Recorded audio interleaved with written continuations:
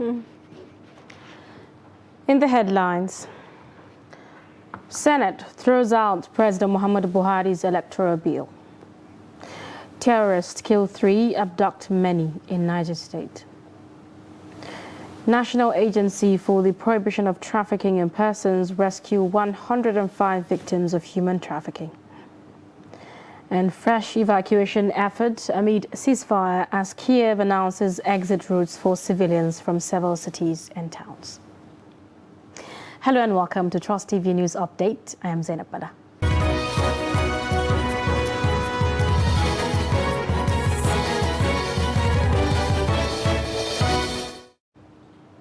Hello and welcome once again. Senate on Wednesday threw out President Muhammadu Buhari's bill seeking to amend the Electoral Act 2022. The lawmakers overwhelmingly rejected the bill titled A Bill for an Act to Amend the Electoral Act 2022 and for Related Matters 2022, a development that effectively stopped its second reading. The bill scaled first reading on Tuesday, despite a court order barring the Senate from acting on it. Senate President Ahmed Lawal, however, challenged the court order, saying that the judiciary cannot in any circumstance stop the legislature from performing its constitutional duties.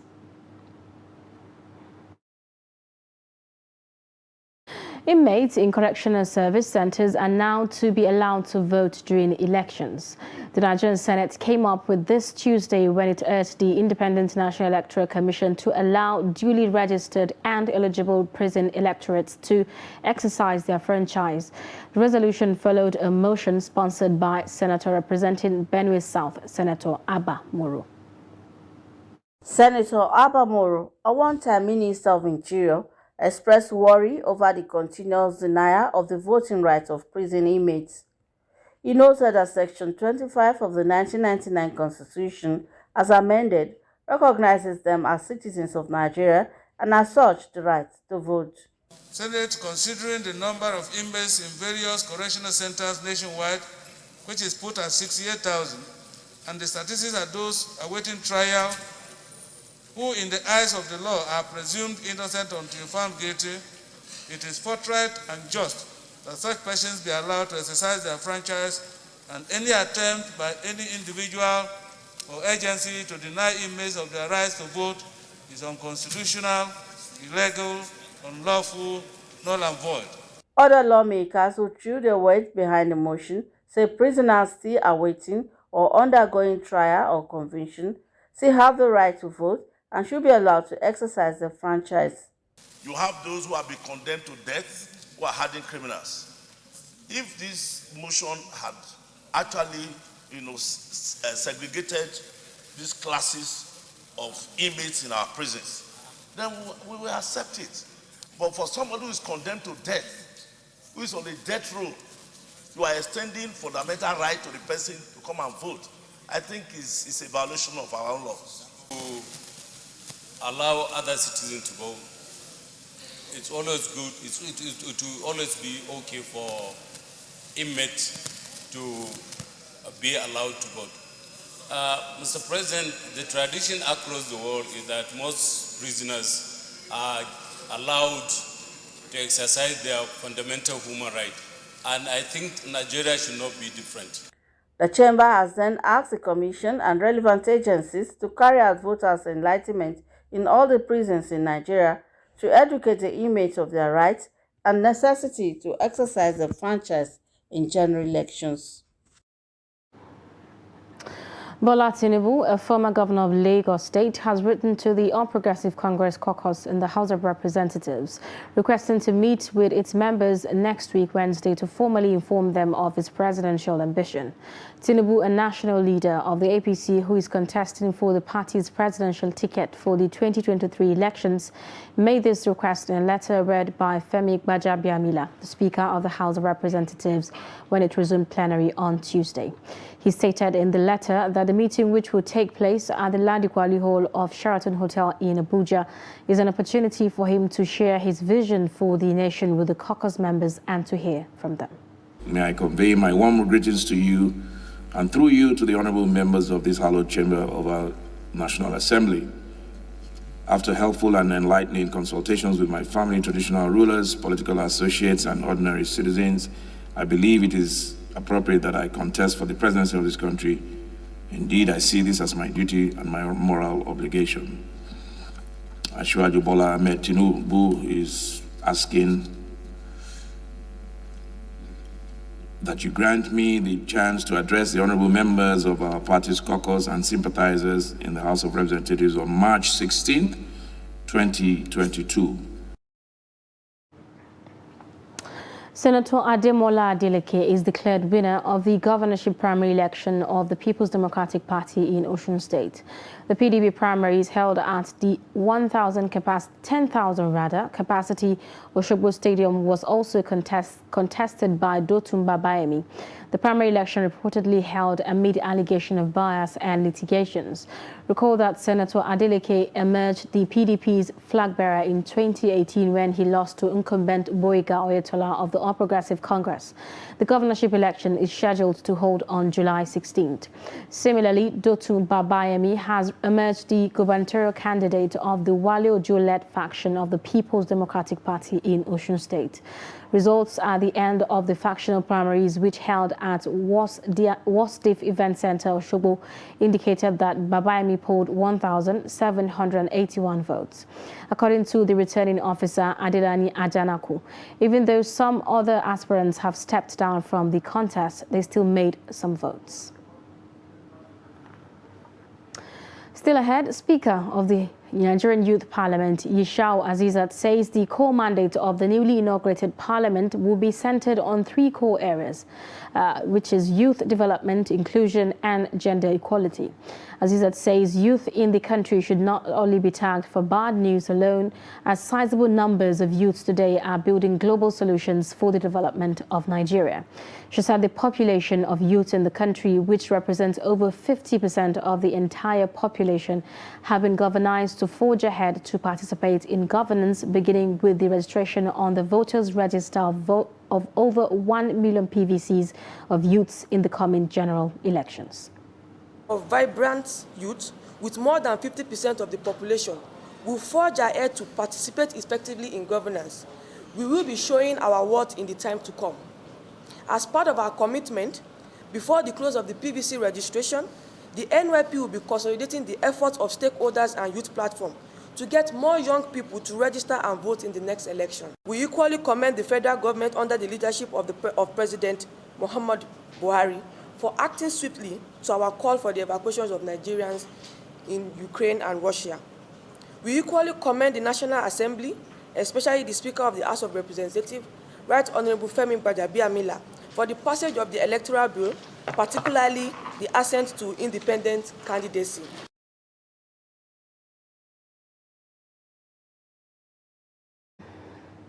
Nigerian Bar Association has described the reaction by the governor of Ebonyi State, Dave Umahi, to the court order which sacked him and his deputy, Eric Igwe, from the office as impunity of the highest order and executive rascality taken too far.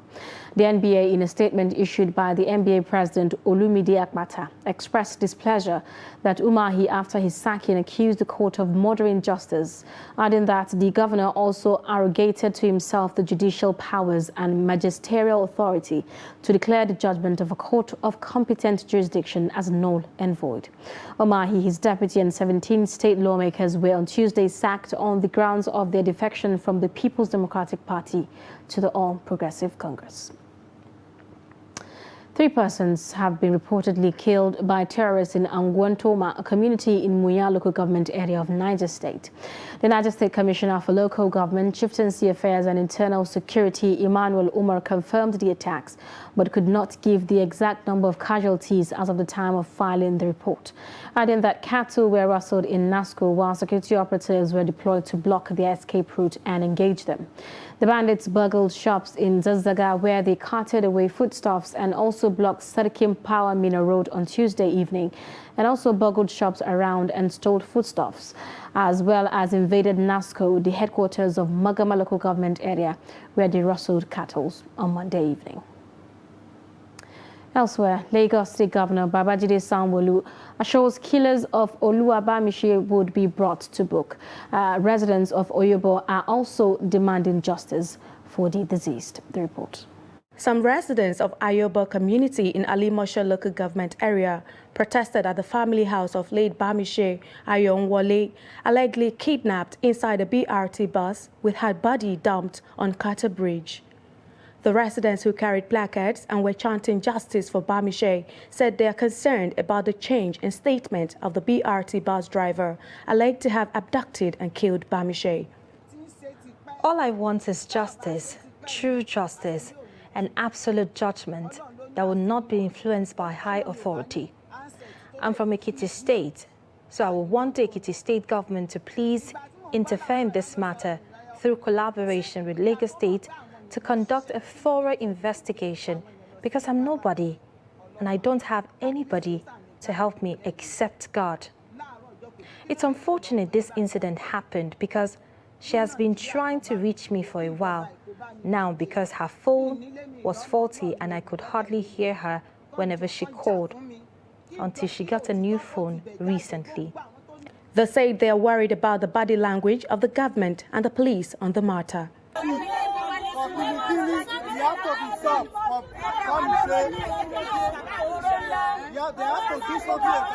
Also, some residents of the area described Bamishe Ayonwole as a person who was caring and confirmed to Christian character.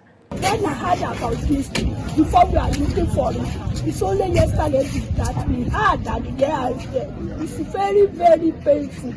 Please, I want justice to be done for this matter because it's very painful. It's a good girl. Relations of the killed Bamishe equally speak on the planned protest earlier in the day. We have no hand in it. We have no hand. We are born again Christians, practicing Christians. We told them, I have debunked the story on Facebook when I saw it. Immediately I saw it, I quickly debunked it. Meanwhile, Lagos State Governor Babajide Sanwo-Olu says killers of Oluwabamishe Ayonwole would be brought to book. The 22-year-old Oluwabamishe was allegedly kidnapped inside a BRT bus and killed, with her body dumped on Carter Bridge. The prime suspect, Andrew Nice, who drove the BRT, has been arrested by the Department of State Services and handed over to the police for investigation and prosecution. A very sad story indeed, and we hope to see justice served for Oluwabamishe. In other news, Benin Zonal Command of National Agency for the Prohibition of Trafficking in Persons says it rescued 105 victims of human trafficking in various operations in 2021. The Zonal Commander, Naptip Nduka Nwanweni, stated this when he spoke with the news agency of Nigeria in Benin on Wednesday. Nwachukwu said some of the rescued victims have already been reunited with their families, while some have been empowered with skills to engage in businesses. He said 134 cases of human trafficking were received by the command in the period under review, adding that 75 suspected traffickers were arrested, while 3 human traffickers were convicted by law courts during the period. However, 65 cases are still pending in law courts. Inspector General of Police IGP Usman Baba has mourned Deputy Inspector General of Police Joseph Igbunike, who died at the National Hospital Abuja after a brief illness. The Force Public Relations Officer CSP Oluwamuyiwa Adejobi stated this on Wednesday. The IGP described DIG Igbunike as a dedicated and seasoned police officer who served the nation in various capacities, including as the Commissioner of Police in charge of police accounts and budgets. The IGP condoled with the immediate family, relatives and friends of the deceased who passed away in active service of his fatherland and prayed for the repose of his soul. Until his death, the late DIG served in charge of the Force Criminal Investigation Department and the Supervisory DIG in charge of Southeast. You're watching Trust TV News Updates coming up. Women's rights advancement and protection alternatives. Details of this story and more after the break. Do stay.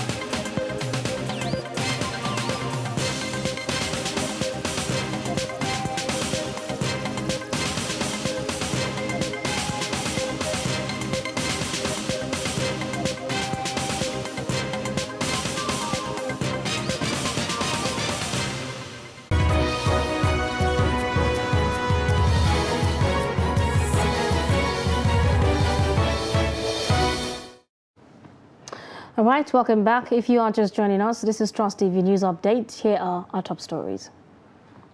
Senate on Wednesday threw out President Muhammadu Buhari's bill seeking to amend the Electoral Act 2022. 3 persons are killed, many others abducted in terrorist attacks in Niger community. Still ahead, the Nigeria Center for Disease Control, NCDC, has recorded 118 COVID-19 infections in 3 states. The agency data showed 3 persons were discharged after they recovered from the infection. No death was reported on Tuesday, making it the 18th day with no fatality figure. The NCDC said the report includes 68 cases reported for the FCT from March 7, 2022, with 60 of the cases being returnees from Ukraine. Nigeria now has a total of over 200 confirmed cases, over 200,000 recoveries, and 3,142 deaths.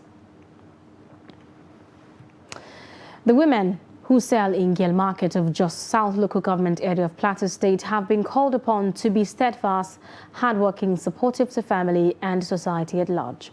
This call was made Tuesday by the Women's Rights Advancement and Protection Alternative at the commemoration of International Women's Day, which is a global day that marks a call to action for accelerating gender parity.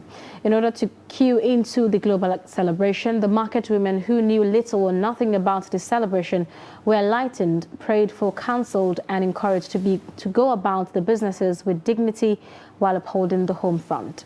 Meanwhile, organizers of the outreach said the women at the grassroots are indifferent about women empowerment, but are often relegated to the background in some cases and equally suffer the most whenever there is crisis.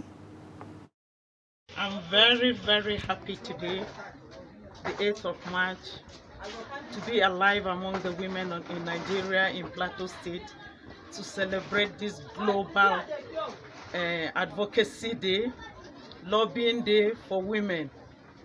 We are here today in this market to sensitize and also lobby to the women that they know their rights and demand for their rights from the stakeholders, from the policymakers, from the legislators. We are here to give them a voice and to join our voice with theirs, to raise this voice so that the bills, the gender bills, equal and gender opportunity bill that has been refused to be signed at national level, to be signed so that these women, the women in Nigeria, can get their rights.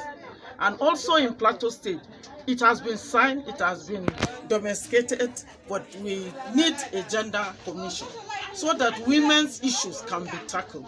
Women can have their issue, they can go for regression, and their issues can be solved. We are tired of women being raped, girls being raped, women being battered through gender-based violence. We want enough of that. Women not given the opportunity to exploit their capacity as women. Women are being suppressed. Enough of that. Women should be given opportunity to serve and participate and bring their quota to the table in Nigeria. I'm just happy that we have this gender equality today for sustainable tomorrow as the theme for this year. I just pray that the members of NAS will have a rethink, because they have sisters, they have mothers, they have aunties, and if they don't do something today, who is going to help the country tomorrow? We're all sending our girl child to school. What's the essence of sending them to school? We will not create the enabling environment for them to operate and add to nation building. So it is our prayer that after this International Women's Day celebrations, after all the cries, that our lawmakers will go back and then re-strategize and think of at least signing some of the bills. If for not, then let's have a 35% affirmative action signed into law. And that was how the Women's Rights Advancement and Protection Alternative wrapped up their International Women's Day celebration in Gale Market of Jos South local government area of Plateau State. The women were mobilized, were educated, were prayed for, and they were encouraged to be bold, to participate in politics and to pursue their rights diligently. So it was a very fantastic day for them, as all the women in the market were happy, and they were told of what International Day Women's Day meant, and they were all in lively and in high spirit. So it's expected that as the women pursue their right in the society, that the men too should be by their side to give them the needed support. For Trust TV News, Jos Dixon Salami Adama reporting. There you go. Similarly, Nigerian women say they can contribute in nation building if given the chance by their male counterpart in all strata of human endeavor. The women said this in Bauchi State in commemoration of International Women's Day with the theme Gender Equality for a Sustainable Tomorrow. Adamu Imam has the details. Every 8th of March marked the International Women's Day with a renewed hope that women can do a lot to make the world a better place to be and contribute for a sustainable development that a nation can be proud of. Bauchi Women has organized different events to mark the day, saying they are ready to face any challenges in nation building. Most times the men see us as the weaker vessel, but I don't think so, because we go through more than even many men go through. You see women going through violence, domestic violence, women going through abuse, rape. It's really not easy on us, but I think with the help of each and every one, the men, the government, to be a better place for women. We have a lot to give. We actually have a lot to give if you give us the opportunity to do it. We have a lot to give. We want to help ourselves, especially when we have medical problems like VVF or cancer. We realize that when a woman is sick with any of these ailments, the husband will divorce her. He will send her packing because of the burden of taking care of her. But when reverse is the case, women will always take care of their husbands until he dies. While others opine that not only in taking care of home as an institution of learning, but in the area of economic aspect, women are performing excellent. In the schools, if they grow up that good moral behavior, they can make the nation a better place to be. But when the children are not, in fact, parents are the first teachers. To start with, parents are the first teachers, and these parents, if you break it down, mothers are the best teachers. Because mothers have more time to stay with the kids. So if a child has a good home training and a good home upbringing, it tells on the future of that child. And think of it, if 5 children get good home training, have a good mother that tutor them from the scratch. Their grandmothers, their wives, a lot of responsibilities. And then by the grace of God, there's this natural gift that God has given to every woman, that if a woman can give a room, there'll be development in our homes, in our offices, in our country, and in our society. So today, I'm appealing to the country, to every individual, to please give room to women to act. Women should not be looked down on. Secondly, there are challenges when you talk of women, preventing them from carrying out their jobs or their activities satisfactorily. Like in the home, they take care of the children, they take care of husband, and a lot of things.